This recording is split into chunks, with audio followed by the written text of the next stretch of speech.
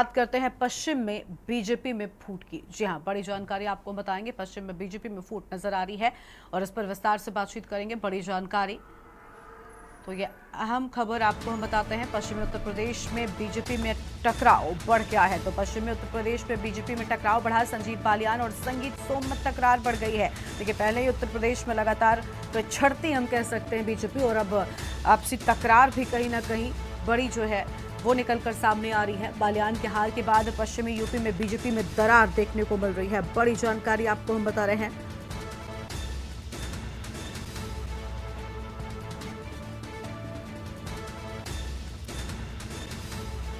बड़ी खबर आपको हम बता दें,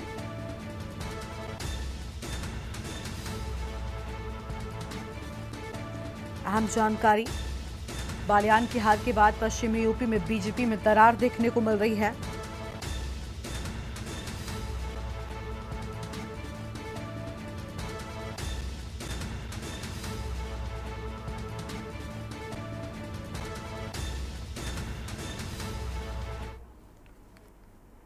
और आगे बढ़ते हैं खबरों की ओर। अगली बड़ी जानकारी आपको हम बताते हैं। देखिए, पश्चिमी यूपी में हमने बताया किस तरीके से बीजेपी में फूट पड़ गई है और संगीत सोम ने संजीव बालियान पर कथित तौर पर कई सारे आरोप भी लगाए हैं। तो ये बड़ी जानकारी आपको हम बता रहे हैं। अवैध तरीके से विकास कार्यों के नाम पर भ्रष्टाचार की बात कही गई है। संगीत बालियान पर कथित आरोप।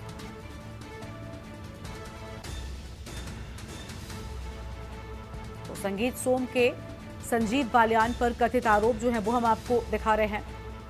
पार्टी के पुराने व कर्मठ कार्यकर्ताओं की अनदेखी करने का बड़ा आरोप संगीत सोम की ओर से संजीव बालियान पर मढ़ा गया है और तालाबों की खुदाई के नाम पर जमकर भ्रष्टाचार किए जाने की बात भी सामने आई है। तो देखिए, अब आपसी कलह कह सकते हैं वो यहाँ पर साफ तौर पर दिखाई दे रही है। जानसाठ और शिवप्रताल में अपने नजदीकियों के नाम जमीन खरीदने की बात। बालियान के माता पिता ने ऑस्ट्रेलिया में सबसे बड़ी जमीन खरीदी। संगीत सोम ने ये सारे बड़े आरोप संजीव बालियान पर मढ़ दिए हैं। बंटी स्वरूप के साथ मिलकर जॉली रोड पर स्टील प्लांट लगवाया। तो ये सारी अहम जानकारी निकलकर सामने आ रही है। बड़ी खबर आपको हम बता दें,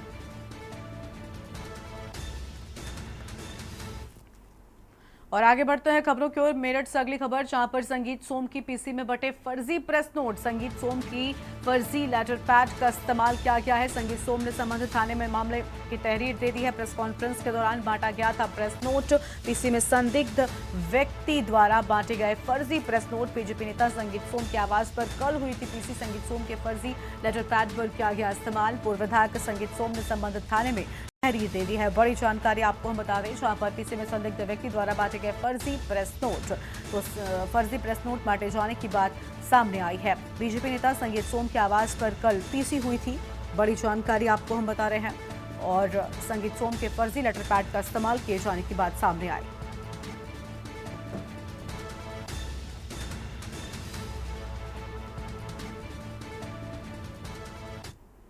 बीजेपी के फायर ब्रांड नेता संगीत सोम और संजीव बालियान के बीच तल्खी बढ़ती जा रही है। वार पलटवार दोनों नेताओं के बीच में जारी है। बड़े जाट नेता और पूर्व सांसद संजीव बालियान ने प्रेस कॉन्फ्रेंस कर अपनी बात रखी। के न्यूज के पश्चिमी यूपी के ब्यूरो चीफ आशीष यादव के सवालों का जवाब दिया। क्या कुछ कहा, आपको सुनाते हैं।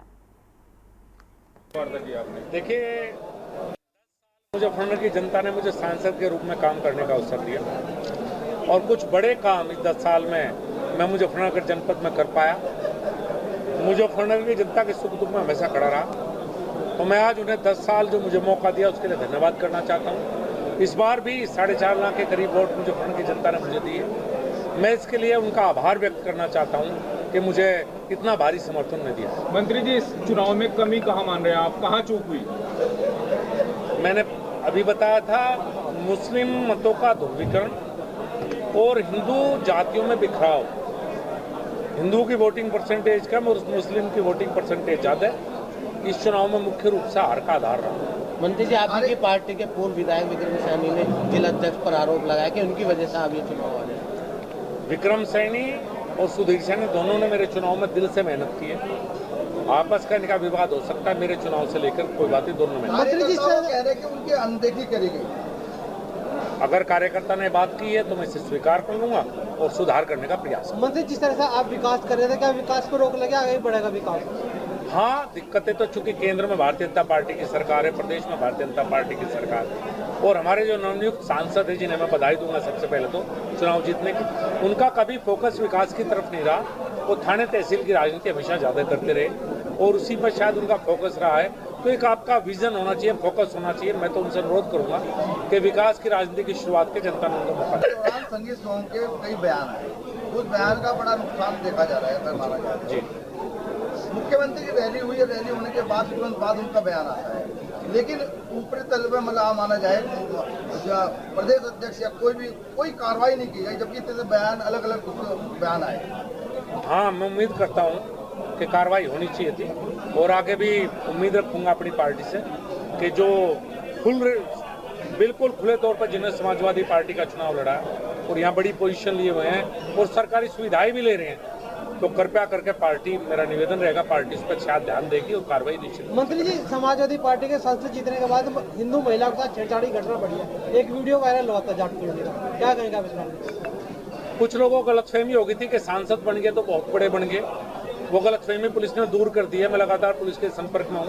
सरकार प्रदेश में योगी जी के ऊपर मोदी जी की है, तो जिनके मन में गलतफहमियां वो निकाल दें।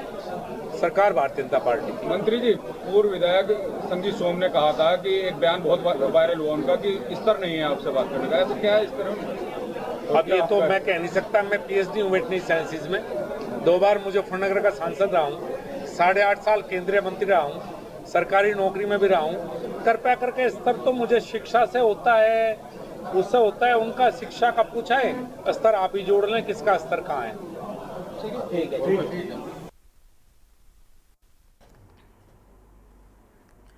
तो देखिए, अब पश्चिमी यूपी में बीजेपी में फूट उजागर हो गई है, क्योंकि एक दूसरे पर आरोप प्रत्यारोप का जो दौर है वो लगातार देखने को मिल रहा है। एक तरफ संगीत सोम है जो लगातार संजीव बालियान पर नए नए आरोप रोज मरते जा रहे हैं। पश्चिमी उत्तर प्रदेश में बीजेपी में टकराव बढ़ गया है, बड़ी जानकारी, और इसका नुकसान सीधे तौर पर भारतीय जनता पार्टी को उठाना पड़ सकता है। संजीव बालियान और संगीत सोम में तकरार बढ़ गई है और अब बयानबाजियों में वो साफ नजर आ रही है, क्योंकि बड़े आरोप लगा दिए गए हैं। एक दूसरे पर आरोप और प्रत्यारोप का दौर लगातार जारी है। बड़ी खबर, बालियान की हार के बाद पश्चिमी यूपी में बीजेपी में दरार और पश्चिमी उत्तर प्रदेश में बीजेपी में टकराव बढ़ गया है। बड़ी जानकारी आपको हम बता रहे हैं और लगातार आरोपों का जो सिलसिला है वो बढ़ता जा रहा है। संगीत सोम की ओर से संजीव बालियान पर बड़े आरोप जो है वो लगाए जा रहे हैं। आशीष यादव हमारे साथ में जुड़ चुके हैं। आशीष जी, खुद आपने भी बात किया संजीव बालियान के साथ में, और देखिए संगीत सोम की ओर से रोज नए आरोप हैं। एक तरफ भ्रष्टाचार की बात कही जा रही है, उनके माता पिता के द्वारा ऑस्ट्रेलिया में जमीन खरीदने की बात कही जा रही है। गरिमा, मैं बता दूं, लगातार आरोप चल रहे हैं। इसी के अंदर कल प्रेस कॉन्फ्रेंस की थी जैसे कि संगीत सोम ने, और उन्होंने जो है कि 2 पन्नों का लेटर भी जारी किया था, लेकिन अब उस लेटर को नकार रहे हैं, क्योंकि वहाँ जब प्रेस वार्ता में वो लेटर बांटे गए थे, कुछ लेटर वापस ले लिए गए थे। उसमें 20 बिंदुओं पर अलग अलग आरोप लगाए गए थे। उसमें चाहे वो खाद फैक्ट्री को लेकर लगाया गया था, खाद फैक्ट्री जो है नकली बनाई जा रही है, उस पर सैंपल पास न होने के बावजूद भी संजीव बालियान की फैक्ट्री लगातार चलती आ रही है। उसके अलावा जो उनके यहाँ जो है हमारे जो पार्टी के कदावर नेता है काजीदार है, उनसे पार्टनरशिप की बात की गई कि बंटी स्वरूप से फैक्ट्री लगाई गई स्वरूप से, और इसी तरीके से बहुत सारे आरोप लगाए गए।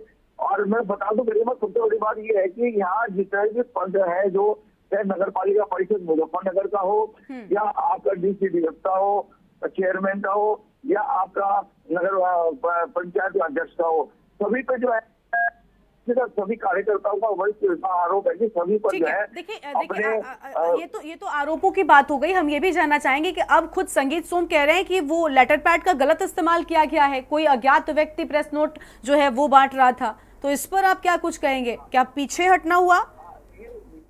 गरिमा, बता दूं, ये तो हास्यास्पद वाली बात है। वहाँ उनके सामने प्रेस नोट बांटे गए, अब उसको नकार रहे हैं।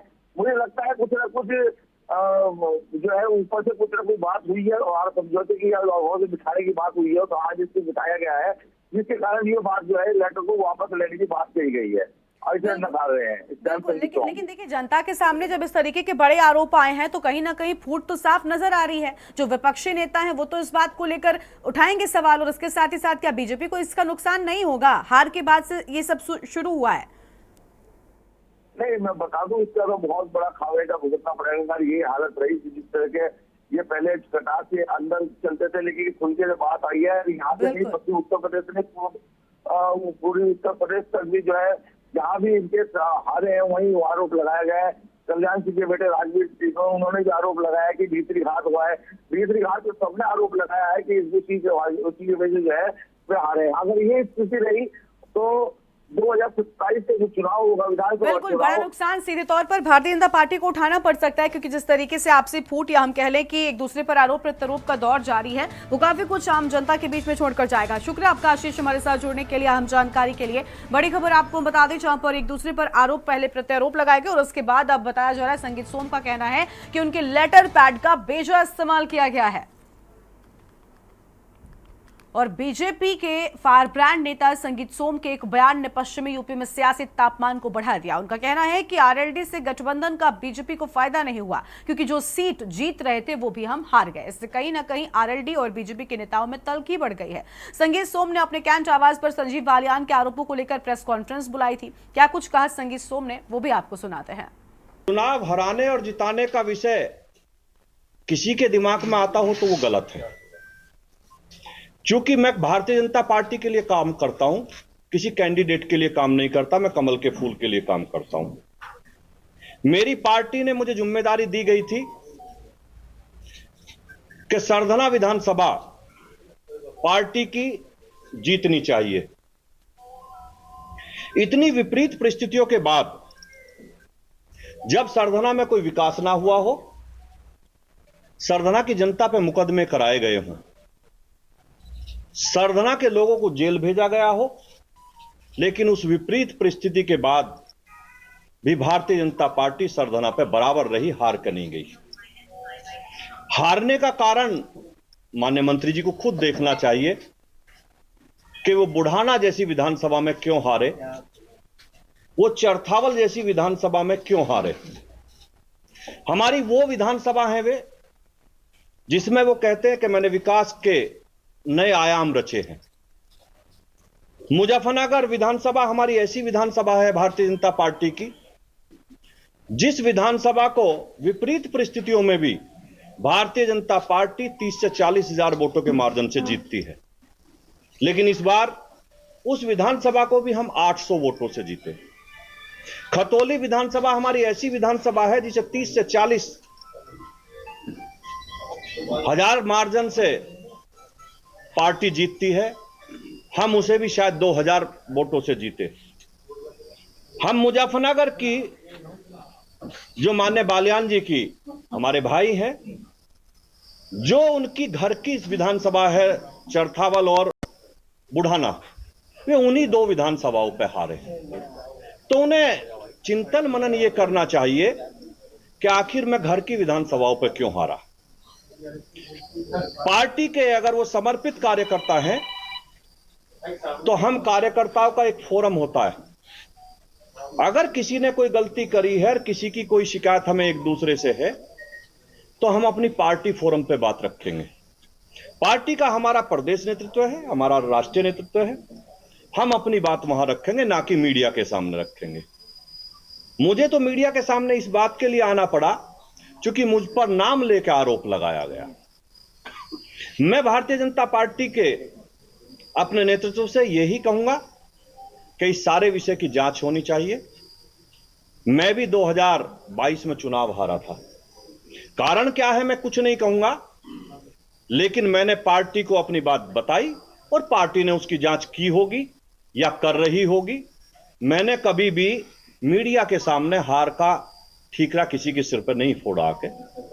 मैं संजीव बालियान जी को भी यही सलाह देना चाहता हूं कि पार्टी के कार्यकर्ता के तरीके से आप अपनी बात रखिए, पार्टी फोरम पर रखिए, मीडिया के सामने मत रखिए, चूंकि हम घर की लड़ाई बाहर नहीं ले जा सकते। और मैं विपरीत परिस्थितियों में, मेरी पर्सनल नाराजगी होने के बावजूद, मैंने संजीव बालियान जी को सरधना पर चुनाव नहीं हारने दिया। मैंने इतनी मेहनत करी, कार्यकर्ता लगने के लिए तैयार नहीं थे। चुनाव के दिन आपकी जानकारी के लिए मैं बता दूं, जो हमारी पार्टी के बचते गए वो भाजपा के बूथ अध्यक्ष से लेकर सपा के बूथ अध्यक्षों को दिए गए। लेकिन उस परिस्थिति में भी हम लोगों ने भारतीय जनता पार्टी को चुनाव जिताया। जो है वो लगातार बढ़ गया है और बीजेपी में फूट अब साफ तौर पर नजर आ रही है। लोकसभा चुनाव पर संजीव बालियान की हार पर संगीत सोम ने निशाना साधा। बीजेपी के फायर ब्रांड नेता संगीत सोम ने हार से बौखलाए संजीव बालियान को बड़ी सलाह दी। क्या कुछ कहा वो भी सुन लीजिए। यूपी की सबसे हॉट सीट माने जाने वाली मुजफ्फरनगर लोकसभा सीट पर हार से बौखलाए संजीव बालियान ने यूपी के फायर ब्रांड नेता संगीत सोम पर हार का ठीकरा फोड़ दिया है। बड़े आरोप प्रत्यारोप कल मुजफ्फरनगर में लगाए। संगीत जी, बड़े आरोप प्रत्यारोप कल जो है लगाते हुए नजर आए। अब ये तो आपको बालियान जी से पूछना पड़ेगा। मैं भारतीय जनता पार्टी का समर्थित और समर्पित कार्यकर्ता हूं।